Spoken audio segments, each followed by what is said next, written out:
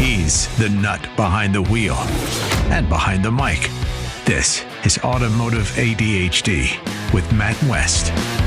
And you have tuned into the bonus edition of the Automotive ADHD show. Matt West here, and if you just joined me off of the radio show, I ran myself out of time talking about lawnmowers, of all things. So that's why we're here on the bonus edition of the show. I want to talk a little bit about some new car buying. I won't call it advice, but we're going to call it an analysis of the new car market. You know, it's kind of rare when I talk about new cars on this show because if you look behind me, I've got the crusty, rusty Corolla sitting back there, and I like the older cars. But, you know, at one point, any old car, all the old cars us gearheads like wrenching on, was a new car, for better or for worse. But if we take a look at what's going on here, we now have the Q2 results of all of the new car sales for 2024. And it's painting an interesting picture when we look at that. And I have to give a hat tip to Caleb Miller from Car and Driver for putting these statistics together.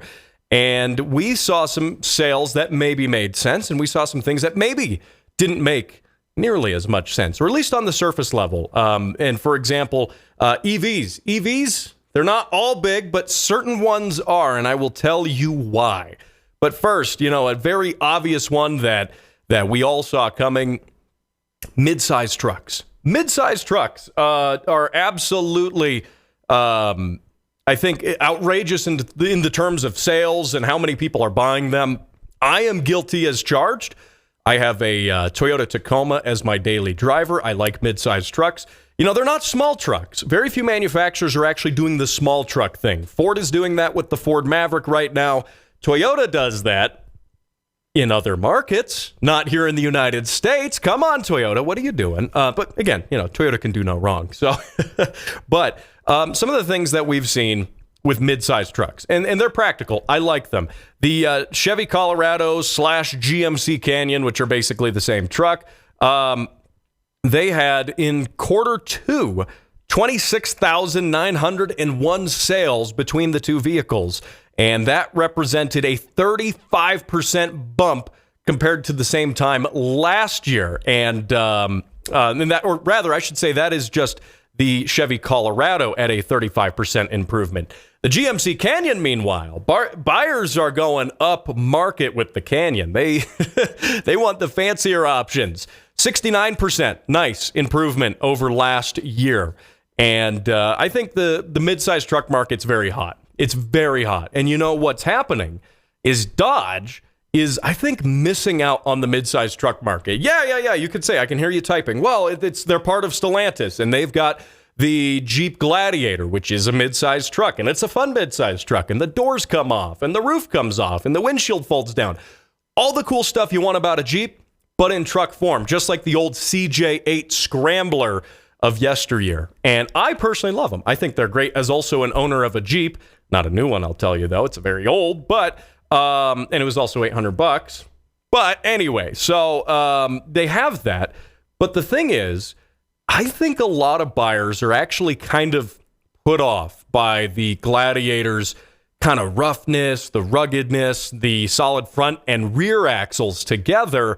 You know, I think a lot of your mid-sized truck buyers are getting into Chevy Colorados and Toyota Tacomas and really going for that because they bring a little bit of luxury still. You don't feel like you're driving a Jeep, which I like driving Jeeps, don't get me wrong. But you look at your standard mid-sized truck buyer, and a lot of them don't want that. If they wanted that, they would have gone and bought a Jeep. And Stellantis' sales figures, by the way, are exemplary of this, you could say. And we'll get more into why I think Dodge should bring back the Dakota, perhaps, as a mid-sized truck within the Ram lineup rather than the Jeep lineup. But here we go. Let's take a look at Stellantis, because, man, they are hurting. They are not doing well. I'm going to tell you that much. Stellantis is down overall across the board. And Jeep sales dropped 19%. The only models, then that's overall, the only models in the lineup that saw growth was the Wagoneer and Grand Wagoneer. Ram, they were down 26% overall. Chrysler saw another 19% dip in sales.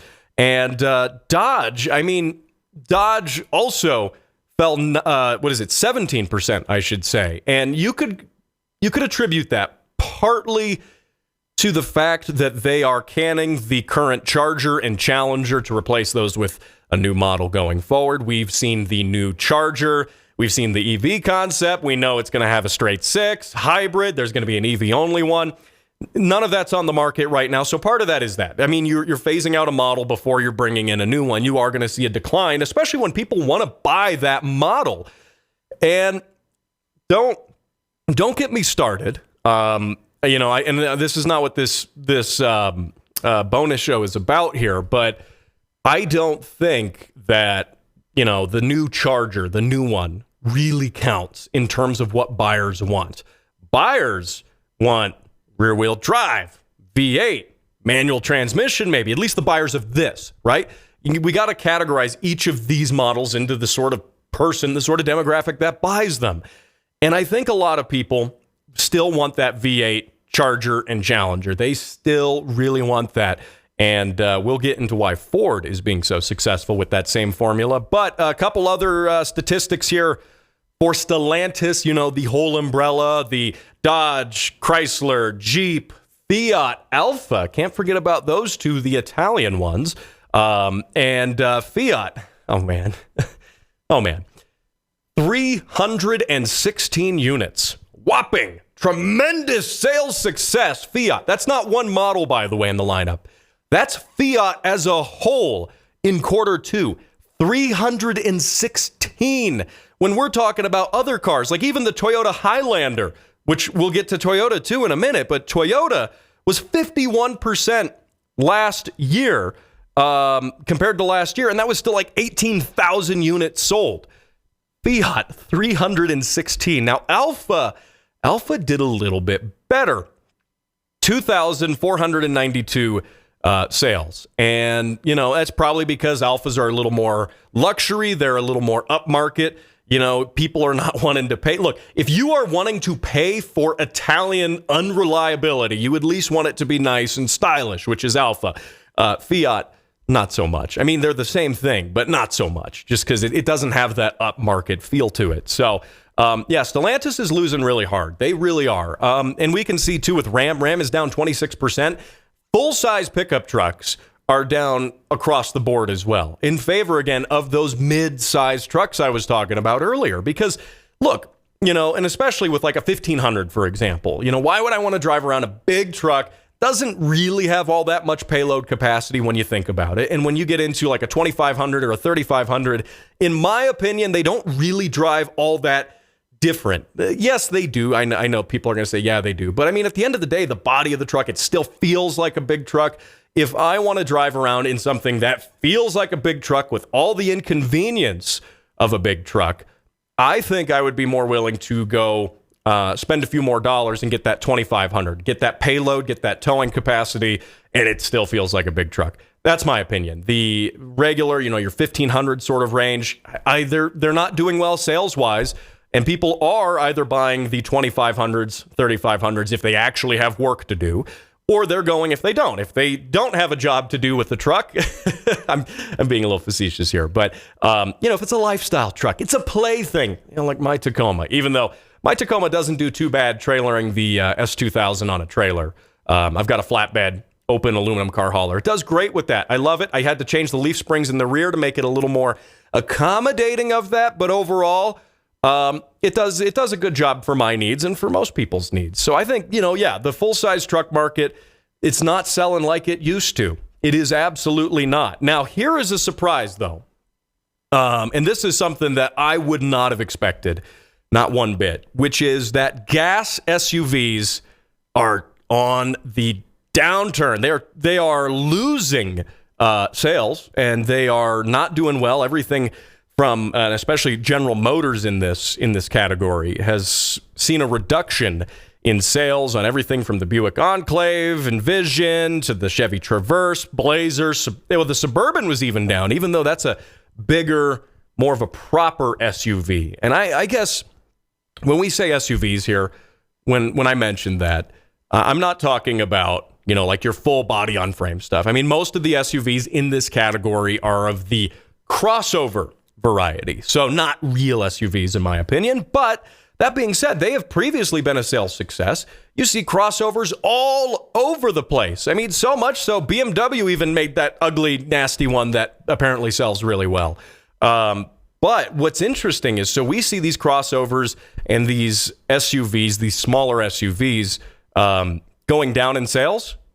But conversely, we see the electric variants of these going up massively.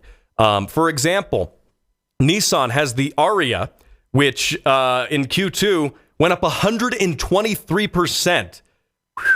Wow, that is a big jump. Ford Mustang Mach-E, which, is it really a Mustang? No, it's not. Last time I checked, the Mustang didn't have 4 doors, wasn't an SUV, and wasn't all-wheel drive. But here we are. Ford makes the thing, and they get to call it whatever they want. I'll criticize them for that. I'll praise them later on for some other things that they're doing. But the Mach-E, 47%. Hyundai Ioniq 5, 51% jump. Cadillac makes a thing called the Lyriq. I didn't know that. I bet you didn't know that. Well, I mean, I've actually seen them around, but I never think about that car. And that improved quite a bit, too. Now, trailing behind that, the Toyota BZ4X. Yeah, that one rolls off the tongue really easily. And it's, doppelganger, the Subaru Solterra. They saw increases, not as much, though. And I think that's just because they're not as competitive in terms of functionality and all of the above.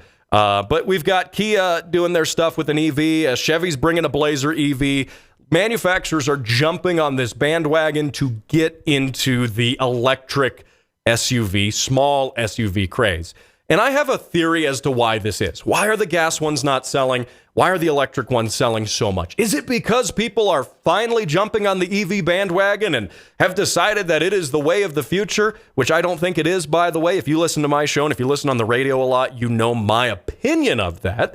But the reason for this is because these are kind of mid-range price-wise. Okay, and I'm just going to throw some hypothetical numbers out. These aren't exact numbers for any model, but let's say, even some of these mid-size, smaller SUVs can get up there with options, $45,000, $50,000 even in some cases, and the EV ones certainly are expensive. So let's just imagine you've got a $50,000 gas one and a $60,000 EV one. Again, I'm just making up numbers to make my point here, and you can probably go along and see these numbers be fairly close in a lot of cases, but it's because of the tax credits. It is because of the subsidies and all of the above. You look at between, like, for example, here in Colorado, you look at the federal EV tax credit, combine that with the state tax credit, and the fact that on the federal side of things, you can now get that tax credit up front at the sale of the vehicle instead of waiting until the following year when you do your taxes to get that back. So combine that. Here in Colorado, we're looking at close to $12,000 in tax credit. So you've got that $60,000 EV, which suddenly becomes a $48,000 EV. And you're going to say, looking at that as a buyer who's looking at all the options and is not an enthusiast, bear in mind, a lot of these buyers are not like maybe you and me, enthusiasts. And they're looking at the options, and they want the idea of maybe owning their first electric vehicle. They see people driving around in Teslas. They think electric cars seem and feel upmarket. And they're going to go ahead, and they're going to buy that EV, and they're going to get that tax credit on there at suddenly $48,000. You're now under $50,000 on that vehicle. And that's what's going on here. This is absolutely a sales success right now, in part because of government intervention.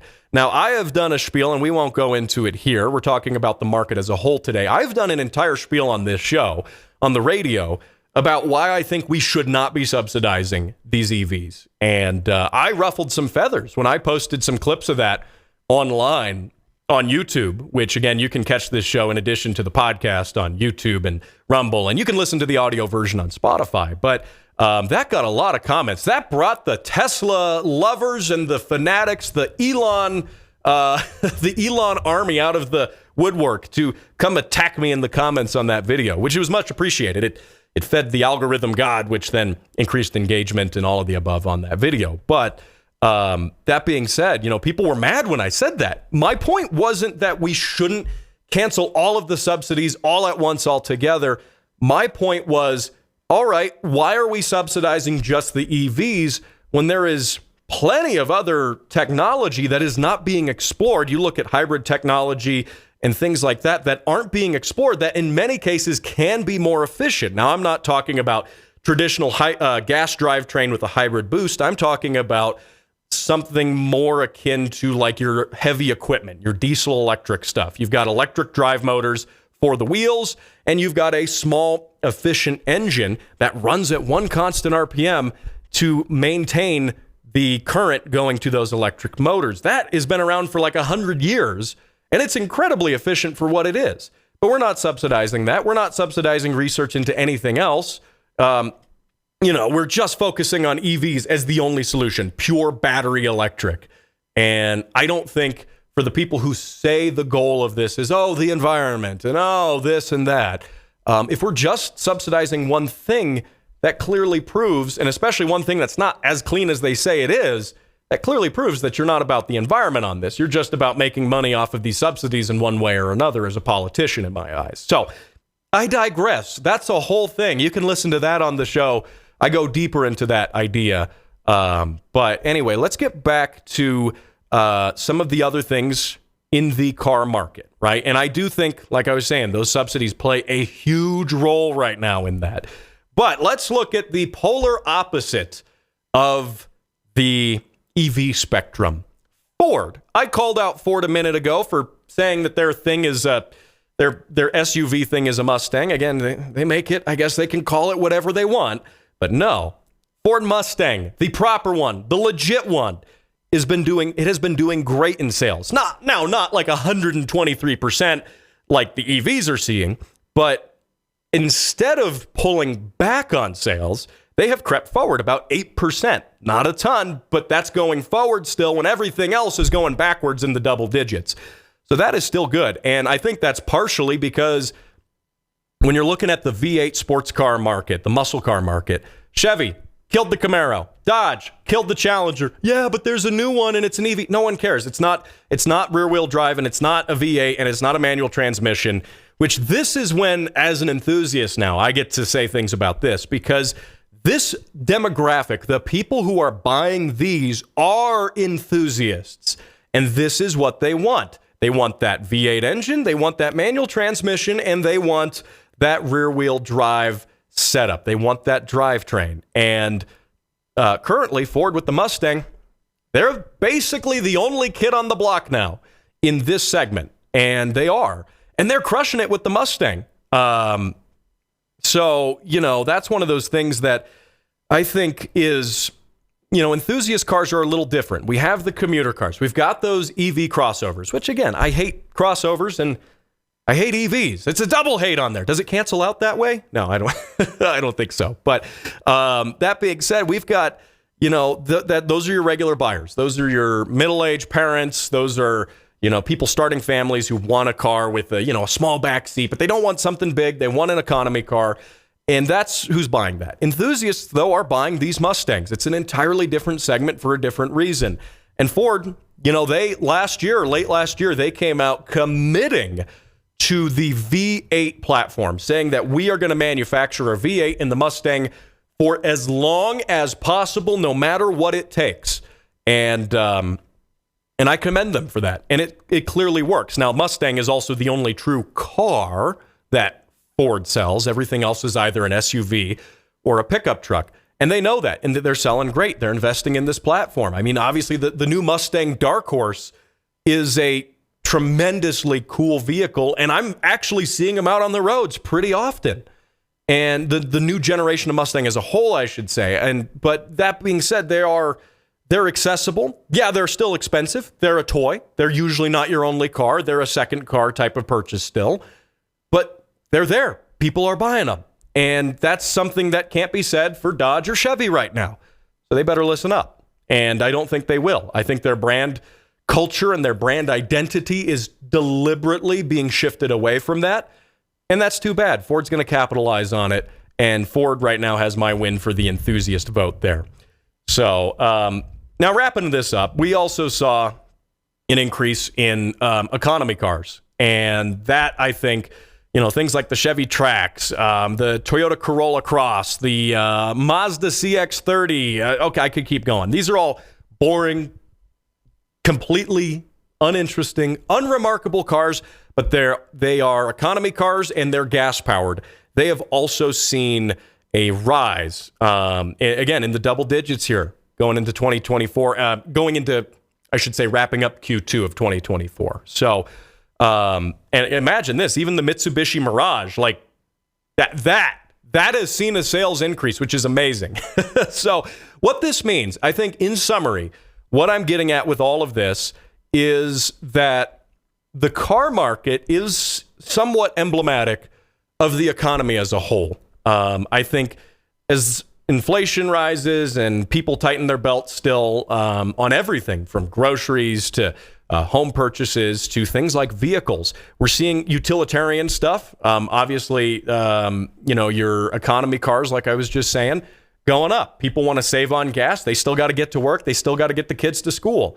Mid-sized trucks, not as big as the full size, a little better on gas, still practical for a family who maybe does some weekend activities, or especially for, single folks who've got to load some dirt bikes up and just hit the trails on the weekend. Yes, I'm picking on you, and I'm picking on you for being single, because if you're doing that, you're single, definitely. So ask me how I know.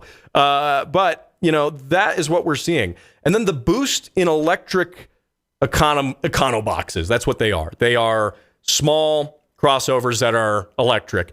Those have seen a huge increase too, because again, I think that is solely because of the government subsidies going into those. And when you're cross-shopping the gas version versus that one, and you've never had an EV, and maybe it works for your use case. Maybe it totally does work for your use case. I believe with EVs, you should be able to buy what you want.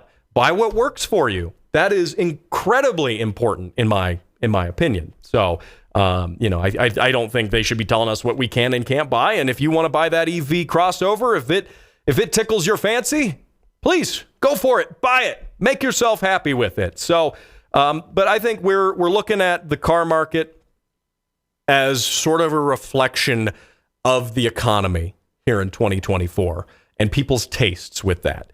And that's one reason why I think these, electric, high performance electric luxury vehicles, think your higher trim Teslas, your Lucids, your things like that, they're going to be around. But look, man, your regular buying audience is not going to be cross shopping, a Nissan Leaf with one of those.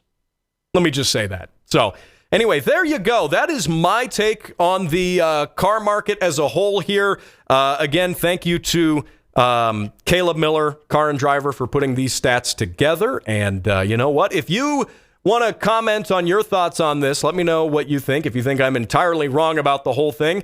If you like crossovers and you like EVs and you like EVs that are crossovers and you think I'm a horrible person, go ahead and let me know and comment below on that. And if you're new to the show here, check out the radio show and the podcast. The radio show becomes a podcast every single week on Spotify, iTunes, iHeart, and you can catch it here on YouTube too, which has a new podcasts page. And if you're a longtime podcast listener, consider subscribing to the YouTube channel so you get more of this as well. I'll talk to you next week on the radio show.